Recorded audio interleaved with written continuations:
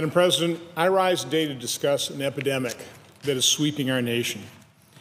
From big cities to small towns, communities across our country have been ravaged by drug addiction and the multiple problems caused by it. Opioid overdoses have quadrupled since 1999 and are responsible for over 33,000 deaths in 2015 alone.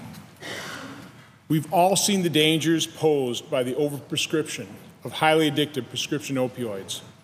According to the CDC, addiction to prescription opioid painkillers is the primary gateway to heroin abuse.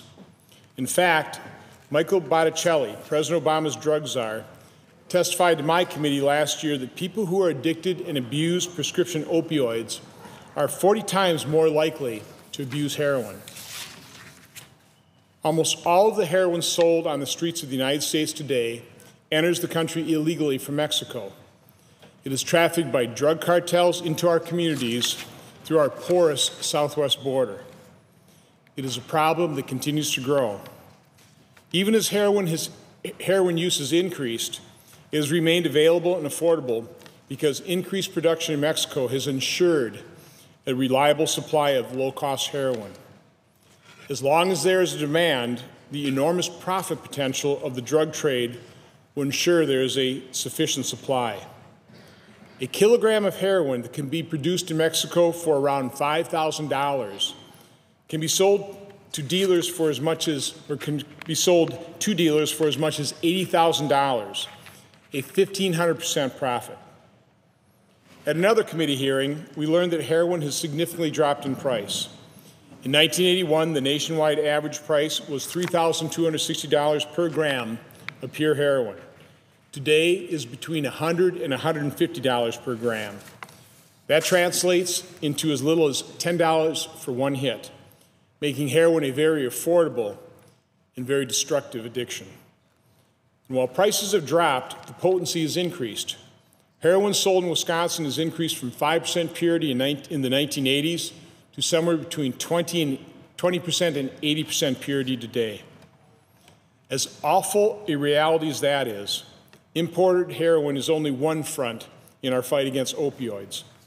Another equally dangerous front is synthetic or man-made opioids, particularly fentanyl and its analogues, that are now commonly mixed into heroin sold in our communities. Since fentanyl is 50 times more potent than heroin and 100 times more potent than morphine, it only takes a minuscule amount of fentanyl, just 2 milligrams, less than 1,000th the weight of a penny, to be potentially lethal. Even more alarming, we are now beginning to see carfentanil, often used to sedate elephants, also being blended into heroin and fentanyl on the streets.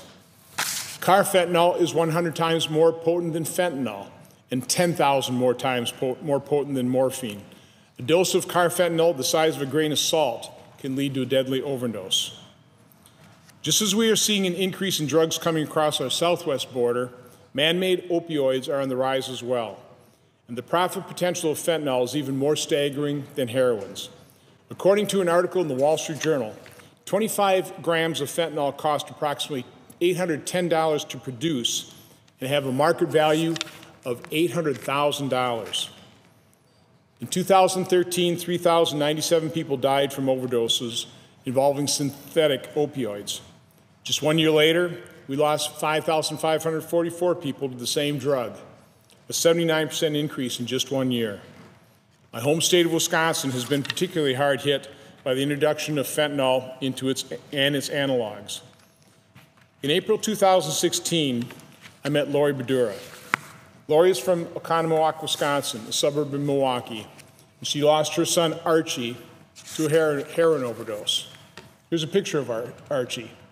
He doesn't exactly look like a heroin addict, does he? Archie was just 19 years old when he died. He began using marijuana during his freshman year in high school and discovered opioids the summer after his high school graduation. After overdosing multiple times and trying to quit, Archie had stayed sober for 77 days before he relapsed again and finally overdosed on May 15, 2014. In Archie's memory, Lori started a foundation called Saving Others for Archie, or SOFA. Her organization raises awareness throughout Wisconsin of the dangers of drug abuse.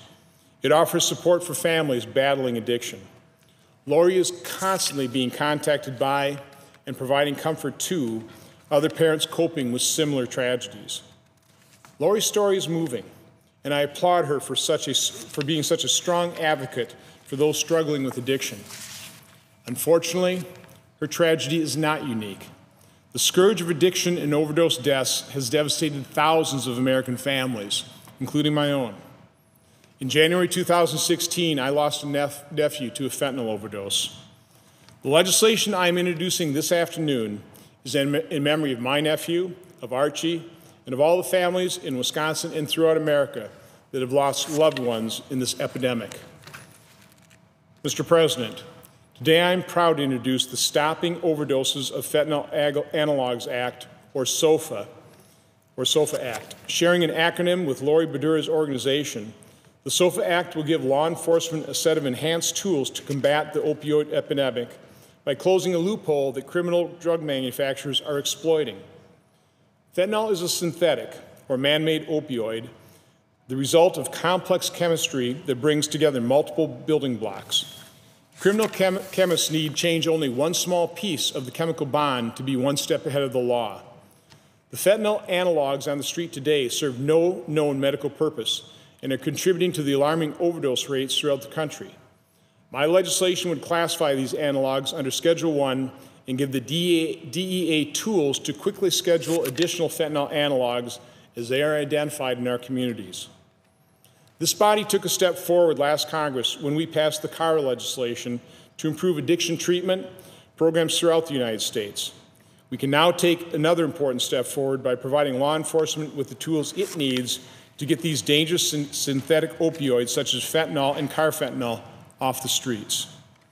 In addition to Lori Badura, I also want to thank Dr. Tim Westlake for working with me to craft this legislation. Tim has testified at both a committee field hearing in Pewaukee and participated in an opioid roundtable in Milwaukee I convened in September. His leadership in Wisconsin on this issue has been invaluable. I look forward to working with my colleagues on this legislation and additional opportunities to combat this serious problem that has plagued our nation.